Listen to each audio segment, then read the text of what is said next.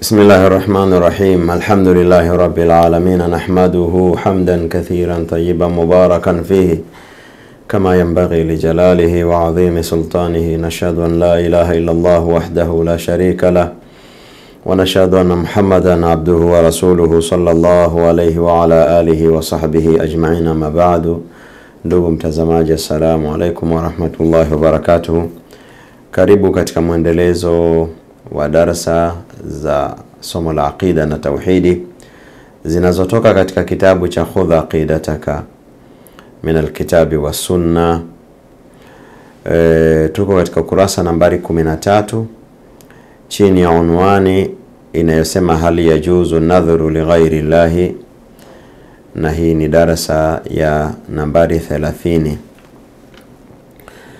Je, inajuzu an-nadhuru li ghairi llahi, kuweka nadhiri kwa asiye kuwa Mwenyezi Mungu? Kuna watu husema nikipata kadha na kadha nitaenda kutoa sadaka kaburini, nitaenda sadaka ya nafaka au sadaka ya kuchinja, au nitaenda kuzuru kaburi, na wala hasemi nikipata kadha na kadha atafanya jambo la kheri la kumaabudu Mwenyezi Mungu, la kumshukuru Mwenyezi Mungu, la kujikurubisha kwa Mwenyezi Mungu Jalla waala, kana kwamba yeye nadhiri yake ni kwenda akipata anakwenda kukishukuru kisichokuwa Mwenyezi Mungu Jalla waala. Je, inajuzu kuweka nadhiri kwamba ukipata kadha utarejesha shukurani zako kwa asiyekuwa Mwenyezi Mungu Jalla waala? Anasema la yajuzu an-nadhuru illa lillahi, haijuzu nadhiri isipokuwa kwa Mwenyezi Mungu Jalla waala, liqaulihi ta'ala, kwa mujibu wa kauli yake Mwenyezi Mungu Jalla waala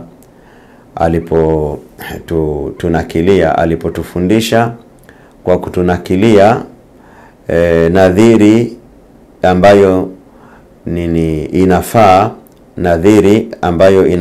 nadhiri ya bibi yake Isa alayhi salatu wassalam, imraatu Imran, mkewe Imran, bibi yake Isa alayhi salatu wassalam, mama yake Maryam alayhi salam, ambaye ni mama wa Isa ibn Maryam. Huyu mama yake Maryam, kabla ya kuzaliwa Maryam, ambaye ni imraatu Imran, ni mke wa Imran ambaye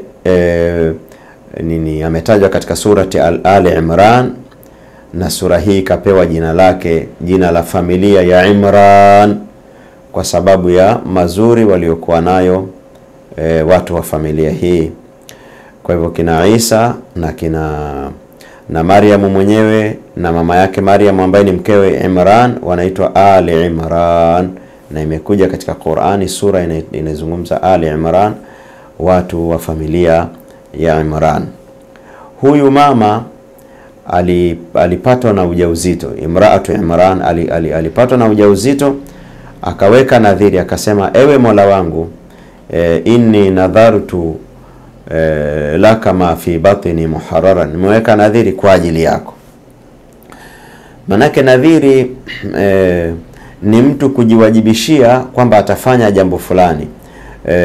Kujiwajibishia kuna kuashiria kushukuru, na wakushukuriwa ni Mwenyezi Mungu Azza wa Jalla. Kwa hivyo akasema nimeweka nadhiri kwa ajili yako kwamba hiki kilichoko tumboni mwangu ni wakfu, kimetolewa huru, kitakuwa huru kutokana na mambo ya kushughulikia dunia. Hiki kitakuwa ni cha kukutumikia wewe tu Mwenyezi Mungu Subhanahu wa Ta'ala. Alikuwa anakusudia kwamba huyu mtoto atakayezaliwa atakuwa ni mtumishi katika Baitul Maqdis, kama ni muadhini, ni mwenye kusafisha msikiti, mwenye kuangalia msikiti. Na yeye katika fikra yake ilikuwa ni kwamba atazaliwa mtoto wa kiume, kwa sababu mtoto wa kiume ndiye anayefiti katika yale makusudio ya nadhiri yake, wala si mtoto wa kike. Sababu mtoto wa kike ana mipaka yake katika nyumba za Mwenyezi Mungu Subhanahu wa Ta'ala, wala si wa kuchanganyika na watu. Ni tofauti na mtoto wa kiume, anakuwa ni imamu, anakuwa ni muadhin, anachanganyika na watu, unafahamu. Kwa hivyo huyu mama akaweka nadhiri ya kumtoa wakfu mtoto wake kwa ajili ya khidma na utumishi katika msikiti wa Baitul Maqdis. Akasema Mwenyezi Mungu Azza wa Jalla, sasa hapo ndio akatunakilia mazungumzo yake, ambayo kutunakilia huko analenga tuchukue mafunzo kutoka kwa huyu mama. Akatunakilia maneno akayaleta katika Qur'ani. Kwa hivyo yamekuwa ni Qur'ani na yamekuwa ni maneno ya Mwenyezi Mungu Azza wa Jalla. Rabbi inni nadhartu, ewe Bwana wangu mlezi, Mola wangu, hakika mimi nimeweka nadhiri, laka, kwa ajili yako. Sio nimeweka nadhiri kwa ajili ya kabri, kwa ajili ya mzimu. Nimeweka nadhiri kwako wewe, ma fi batni, kile ambacho kiko katika tumbo langu, muharraran, kimetolewa wakfu. Ali Imran. Ndugu zangu katika iman, mafundisho wakati mwingine huwa yanakuja kwa sura ya khabar. Mwenyezi Mungu Azza wa Jalla anasema ni hakika Zakaria na watu na familia yake kanu yusari'una fil khairat, walikuwa kikimbilia katika mambo ya khairi. Maana yake ndio anawaambia kimbilieni mambo ya khairi. Akitoa taarifa nzuri kuhusiana na watu wazuri waliopita, ndio anakuambieni kuweni hivyo. Akisema waumini huwa hawawi na khiari katika yale walioteremshwa na Mwenyezi Mungu Azza wa Jalla, ndio anawaambia msiwe na khiari. Kwa wakati mwingine amri inakuja kwa lugha ya nini? Ya khabar, kwa lugha ya kutoa taarifa, na ulama wanasema lugha hii ina nguvu zaidi kuliko kuamrishwa moja kwa moja. Kwa hivyo hapa tulikuwa tunaambiwa msiweke nadhiri isipokuwa kwa Mwenyezi Mungu Subhanahu wa Ta'ala. Na hili jambo la kwamba mtu amlee mtoto wake kuwa ni mtu wa kutumikia dini, ni mwalimu wa dini, ni daia, ni mlinganiaji, hilo pia ni jambo zuri, nalo lapatikana katika hii aya, katika somo la hii aya ya mama Maryam alaiha wa ala nabiyina afdalu salatu wassalam. Wa qawluhu sallallahu alayhi wasallama, na muallif akaleta kauli yake Mtume sallallahu alayhi wasallam, anasema man nadhara an yuti Allah, ambaye ameweka nadhiri ya kumtii Allah. Kwa hivyo nadhiri inatakiwa iwe ni kwenye jambo la kumtii Allah. Man nadhara an yuti Allah, ambaye ameweka nadhiri ya kumtii Allah, falyuti'hu, basi na mtii. Wa man nadhara an ya'siyahu, na ambaye ameweka nadhiri ya kumuasi Mwenyezi Mungu, fala ya'sihi, mtu akiweka nadhiri kwamba akipata kitu atatoa sadaka, basi na atekeleze. Kama amesema ameweka nadhiri kwamba akipata kitu atakunywa pombe, ama atanywesha watu pombe, ama atavua nguo, asifanye hivyo, asimuasi Mwenyezi Mungu Azza wa Jalla. Lakini kuna kafara ya nadhiri ambayo mtu hawezi kuitekeleza kwa sababu haiafikiani na sheria. Anatakiwa atoe kafara kama ile kafara ya kiapo.